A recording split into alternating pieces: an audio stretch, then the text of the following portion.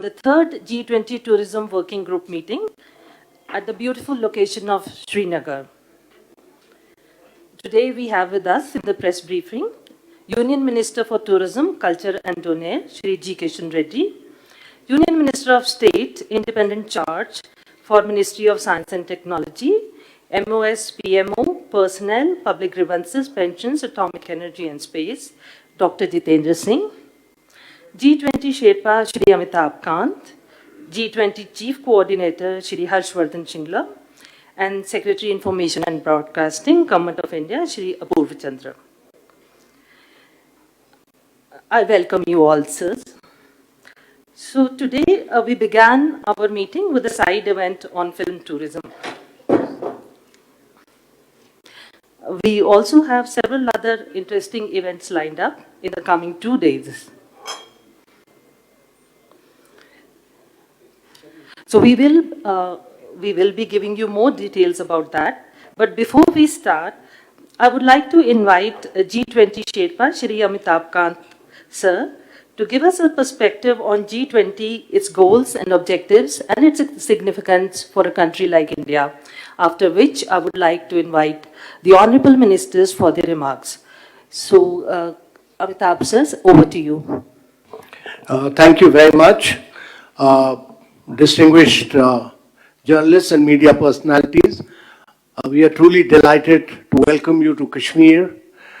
India is hosting the G20 presidency at a point of time when there's a lot of global turbulence. The post-COVID era has seen a vast segment of people go below poverty line.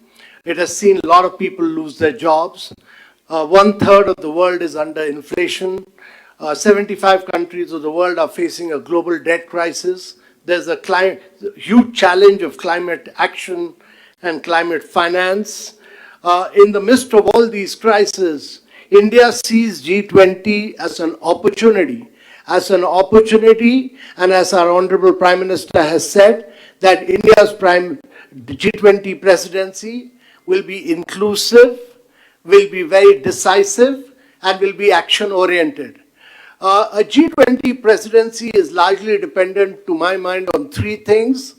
Firstly, the political and the development narrative which we set out as the leader of G20 this year, number one. Number two, what are our priorities for G20?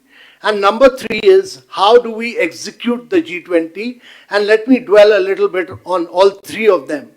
First and foremost, in India's case, the G20 is being held at a time when there are 4 emerging markets, one after another, who will hold the G20 presidency. Last year was Indonesia, this year is India, next year will be Brazil, and after that will be South Africa. So 4 emerging markets, one after another, holding G20 presidency. Secondly, the leader of G20 is the Prime Minister, Mr. Modi. He is a democratically elected Prime Minister for the second time, whose credit rating is still at record high level.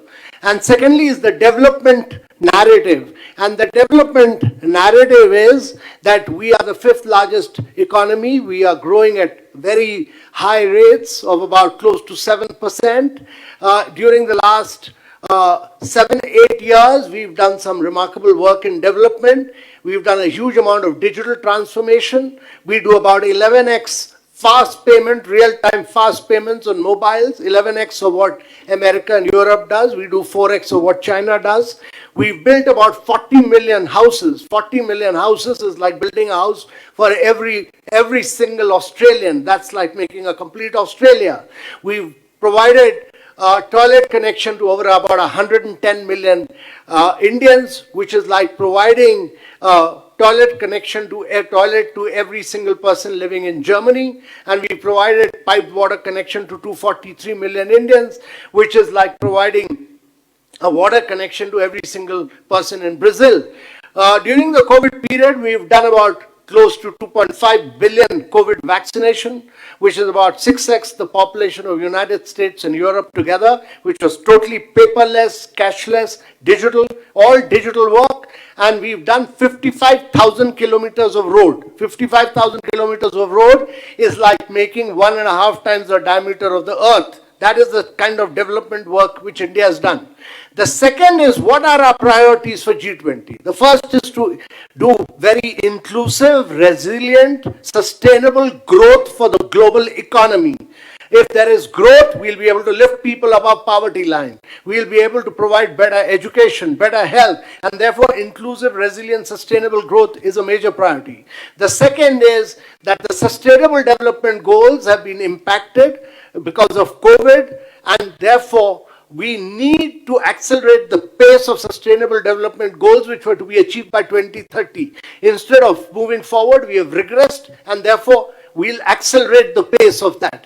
And thirdly, our priority is climate action and climate finance. And simply because the earth may survive, we as human beings will go extinct, and therefore our focus will be on climate action, and also the flow of resources which have to happen from the developed part of the world and from multilateral institutions.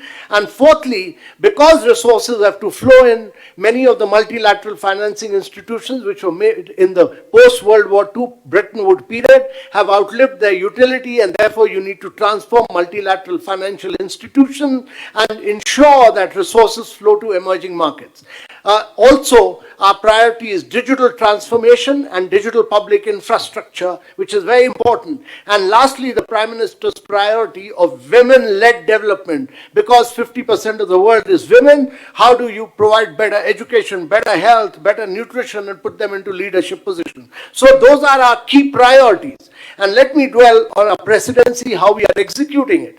Unlike other countries which do G20 presidencies in their capital or one or two cities, India thought of making this G20, as our Prime Minister felt that it should be a people's presidency. And we take it out to all the states of India. So India is bigger than 25 countries of Europe in size and scale. So we are hosting this G20 in 60 cities of India. Over 215 meetings in 60 cities of India. This is unparalleled and has never been done before.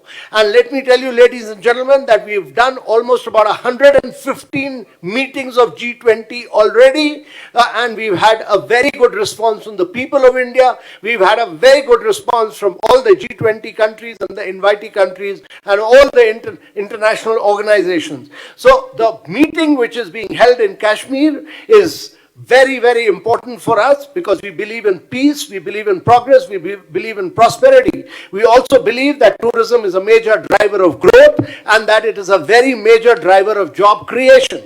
And that film tourism here, which was the subject of today's side discussion, will be a very major area of growth for Kashmir in the years to come.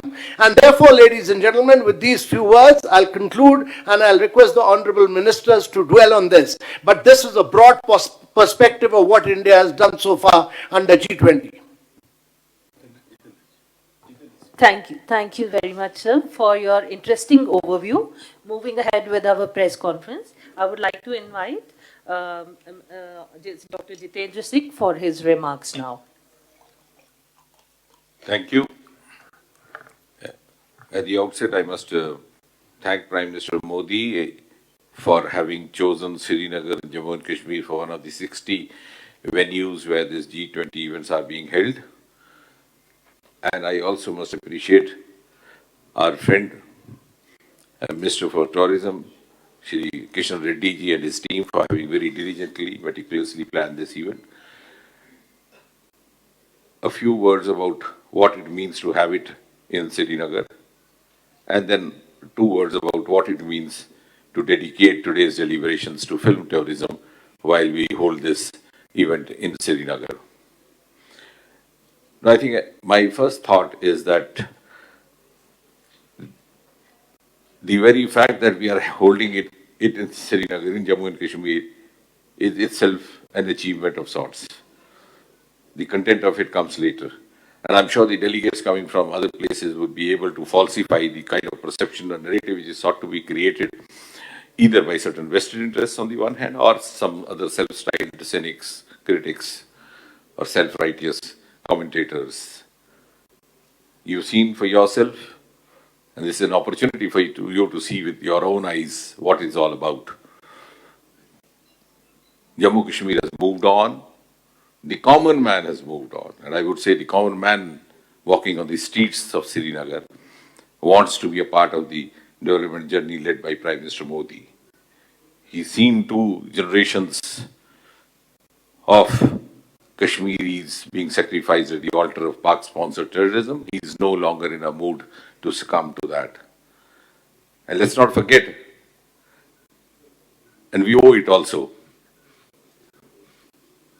that the youth of Kashmir is highly aspirational. Sometimes I tend to think that the Kashmiri youth, the youth of Jammu and Kashmir, sometimes is much more aspirational than his counterparts in the rest of the countries. I have an opportunity to travel across 2-3 states of the country every week. The youth here is more aspirational, highly forward-looking, also well-informed, and therefore he can see the enormous avenues unfolding across the country under the leadership of Prime Minister Modi in the last 9 years. He doesn't want to miss the bus. Amitabh was just now referring to, we are now startup number 3 in the world. It's not a small achievement. We just had about 300 startups when we started in 2014. Today we are close to 1 lakh. We have crossed 97,000. We are 115 unicorns, out of which almost 60 unicorns have a founder or co-founder as a woman. In Global Innovation Index, we were standing at 81. We have jumped 41 steps up. We are now 40. And I think more than any youth anywhere else, it is the youth in Jammu and Kashmir who is awakened to this fact. We are now a part of a global journey and he doesn't wish to miss it. I think it's very evident before all of you. I, like many of you, have been a frequent visitor here, have been part of this soil. Whenever there was an event like this or a leader coming from Delhi, you had a hartal call being made from Islamabad and shops being shut down in Lal Chowk or in Sirur. You don't have that kind of a scenario today. That itself speaks of the transformation that has happened. And the G20 event, let's not forget, is being carried out in the same format as it is being carried out in the other 60 locations. You have the same program rolled out. There's no compromise at all. Like, for example, tomorrow we begin the official program. We have an inaugural ceremony, which is followed by working sessions, which is followed by bilateral meetings, which are followed by interactive sessions. Today we had side events, which were dedicated to film tourism, to the Paradise Zone, and now we have a cultural program, the banquet. What more is left? This absolutely, because I've been part of the G20 events, even other places, as a part of the anti-corruption working group in Gurugram, etc. The very fact that it is happening in the same format and the same scale over here as elsewhere itself speaks of the mainstream activity happening in Jammu and Kashmir. And therefore, I think it's in the interest of all of us, and maybe in the interest of the integrity of profession and integrity of the tasks assigned to us, that all of us who are attending this meeting will go back home and tell our natives what it is actually like. We are a part of the global world. If we have to move on, if we have to grow, our challenges are global, our concerns are global. It's none less than Prime Minister. You saw the film now, he gave us the mantra life. Life means life for environment. It's the Prime Minister who spoke in COP20 about climate concerns. We are also committed to net zero targets by 2070. So we have awakened up under Prime Minister Modi to accept the global challenges, to live up to the global benchmarks, and our growth has to be global. And Jammu Kashmir is very much a part of that. It's ready to move on to that. So that is one message. Second, as far as the film tourism being discussed over here this afternoon and across the evening, I think there could be no other better place across the world. When this panel discussion was going on, thankfully I was not part of the panel, but my stomach was aching to tell those panelists over there that today what is most important evolution in the film industry across the world is the universalization of films. Universalization of films has happened within India and then it's happening globally. For example, till 1950s, till 1960s, we had only 3 film industries mainly in India. That was Calcutta, Bombay, and Madras. Madras Tamil industry was known more for family dramas, AVM, LV Prasad, Gemini. Bombay was known for romantic. Calcutta was known for classics, Tagore, Sarat Chandra. Then Kerala came up as experimental filmmaking. And then, of course, the Kannada and Telugu. Today, there are universal themes happening across India. And since we are part of the global world, our lifestyles have become globally similar. We are so well connected, so well informed about each other. The themes are also global. The stories which are being produced today in India are actually not very much different from what you see in the Bollywood or in the Hollywood. It's no longer that here you have a heroine crying through the film and then, becoming a martyr. It's the same as it is in the Western movies. So that universalization of films is something which we need to showcase, and we need to tell the world that look here we are presenting to you a cost-effective location. Whether you are from Hollywood, whether you are from Bollywood, whether you are from Tollywood, whether you are from Collywood. Within a radius of 10 kilometers, you have plateaus, you have meadows, you have snow peaks, you have tulips, and you can just stay in one single hotel and shoot the entire film in themselves. I'm not talking in very philosophical terms as somebody or say, I'm not trying to draw on the sentimentality of Kashmir. I'm talking like a hardcore professional.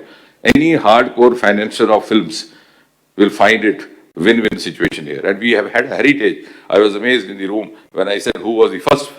I said the first film star recorded in the history of India was from Jammu and Kashmir. People went back up to Rajesh Khanna, but didn't they go that far? It was Kundarlal Sehgal, who was no. So we have a win-win relationship with the film industry. And now, of course, there's been a trail of it. And I'm sure the message will go that, look here, Kashmir is not only ready to be part of the global journey led by Prime Minister Modi at a time when the other heads of state are also looking up to Prime Minister Modi to take his cues, but Kashmir is also going to be the most profitable, most cost-effective, and most economically viable film destination in its totality and in its finality. In a press conference, I'm told you don't have to deliver a lecture. Thank you very much for bearing with me. Thank you, sir, for your remarks and for highlighting the boundless potential which Kashmir holds for the film industry. Now, sir, I invite Union Minister for Tourism, Shri G. Kishan Reddy, to share his views. Friends, Government of India, Ministry of Tourism, closely working with all the ministries in a whole of government approach. Not only Government of India Ministry, we are also working with all the state governments in India. Every ministry, they have taken some responsibility for tourism encouragement and develop infrastructure activity to encourage foreign tourists and domestic tourists. And also, Government of India committed to working with all the G20 countries, invited countries, and all international organizations to promote sustainable tourism and sustainable practice. Friends, just now Jitendra Singh ji told, after Corona, in India, there is a tremendous response for domestic tourism, especially spiritual tourism. And also, if we take Srinagar city, in March 2022, Srinagar airport, monthly average 90 flights per day. 90 flights per day from Srinagar. The tourist flights, maximum tourist flights are operated. In Leh, 2020 there is 74 flights. Increased October 2022, round about 160 flights. 74 to 160 flights today we are running to Leh. And also Srinagar weekly gone up to 532 flights in the end of last year. In this year, we are expecting double tourists from foreign also, and in all states we hope because Government of India, our idea is without private investments we cannot become a world tourist destination. That's why we want to investments from globally and domestic. We also 100% FDI under the leadership of the Narendra Modi ji. We are encouraging and including Northeast states, hill area states, we are requesting the hospitality sector, our stakeholders, to come along with the state government and the Government of India ministries for establishment of the infrastructure to the tourists. I hope this meeting, G20 third working group meeting in Srinagar, in future,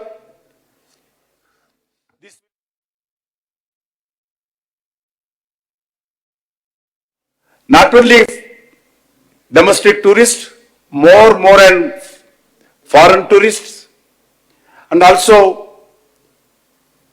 today successfully we discussed the film tourism. We are also discussing tomorrow also same our stakeholders with tourism policy and film tourism. Definitely in coming days, India for tourism, film tourism and film shootings, we are going to attract even foreign countries also. Thank you. Thank you so much, sir. Now I hand over the dice to G20 Chief Coordinator, Shri Harshvardhan Shringla ji.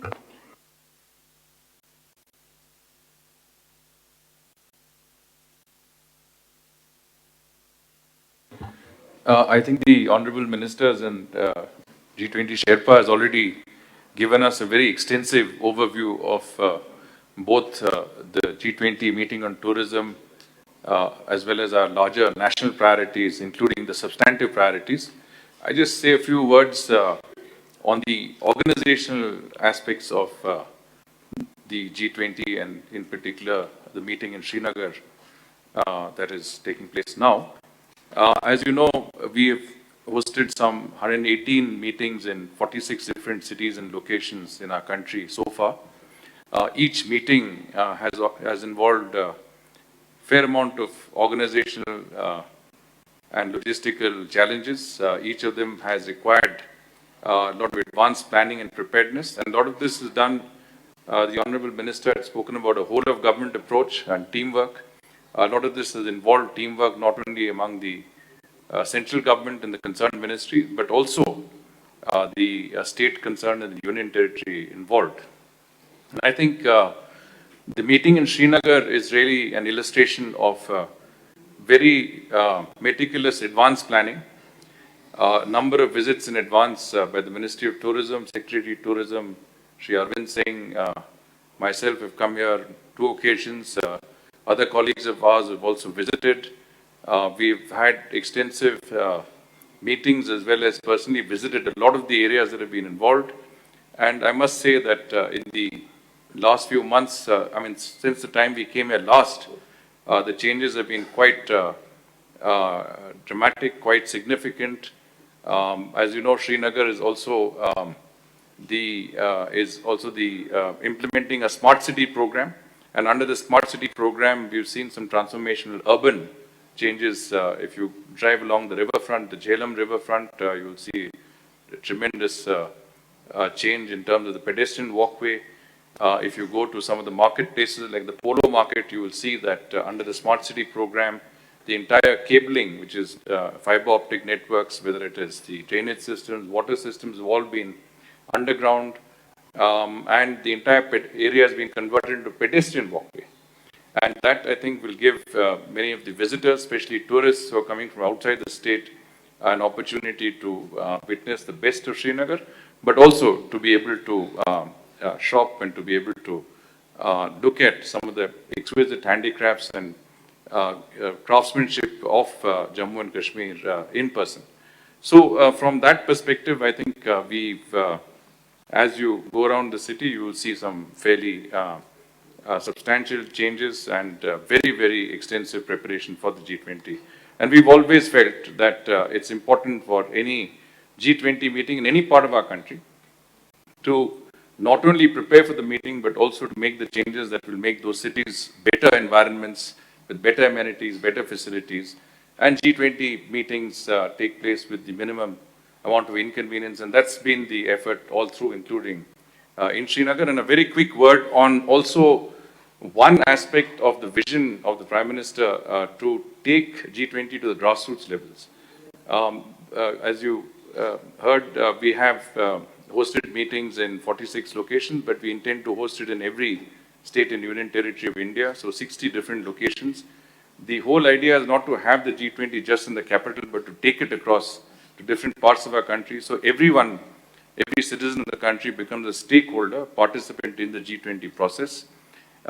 In Jammu and Kashmir, there's been quite an effort. The Union Territory of Jammu and Kashmir and the regional and local governments have cooperated to hold several sessions, walkathons, cycling competitions, information rallies, model G20, thereby getting the message about the G20 and India's presidency of the G20 down to the level of the grassroots level. I think that is what we call through the Jan Bhagidari mode, and I think that has been a very great achievement, not only across the country, but also in particular in the state of Jammu and Kashmir. And as the Honorable Ministers have both pointed out, and so as the Sherpa, there are going to be tangible benefits of bringing a meeting like the G20 tourism meeting to Jammu and Kashmir. Clearly, this is an important tourism destination. We expect 20 million tourists to visit Jammu and Kashmir in the year 2023.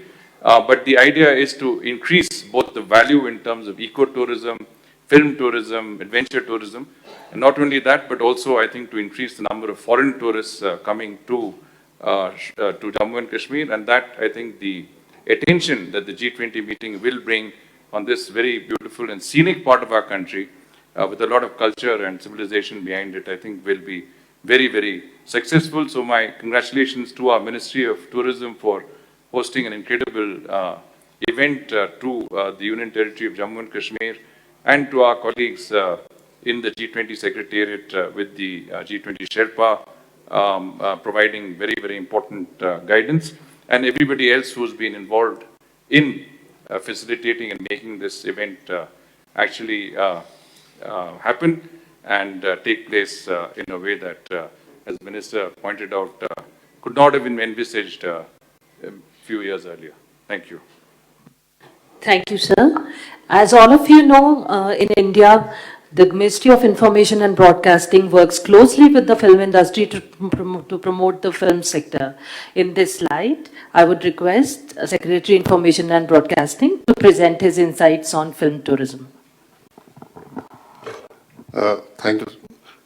I would like to speak on film tourism only in the context of Kashmir and from my own personal experience. When I came here for the first time to Kashmir, that valley, that was in 1989. And that time we carried vivid memories of Shami Kapoor sliding down a slope clad hill, then of J. Shiv Shankar in Gulmarg in the film Aapki Kasam, and so many others of shikaras in Dal Lake. And that is what attracted us to Kashmir as being a young man that time, that is how the films were made and that is what we had seen. But unfortunately, 1989 was the last year before which insurgency started, and thereafter it was a lost almost 3 decades. And India is a young country. More than 50% of our population is below 30 years of age, and our youth have not seen Kashmir in films. But then that has changed in the past 2 years. The fact today is that the film policy of Kashmir was introduced in the year 1921, and more than 400 films have been shot now in Kashmir in the past 2 years, whether it is films, whether it is TV series, whether it is advertisements, and now again, not just whether it is Bollywood, whether it is from Hyderabad, Chennai, from all parts of the country, people are flocking to Kashmir, and our youth will again be able to see the beauty of Kashmir. So we look forward to film tourism in this particular state, and that is what is attracting now tourists again in a big way. The Honorable Minister mentioned that the largest number of tourists visited Kashmir last year, and that is the impact of films. More and more tourists will be attracted, not just Indian tourists, which is happening now, more and more foreign tourists will be attracted. Kashmir has a lot to offer in terms of scenic locations, in terms of culture, in terms of food, and which all of you will be able to experience. And this is going to be the golden era for filming in Kashmir. Thank you. Thank you very much, sir. With this, we move on to the question and answer session. The floor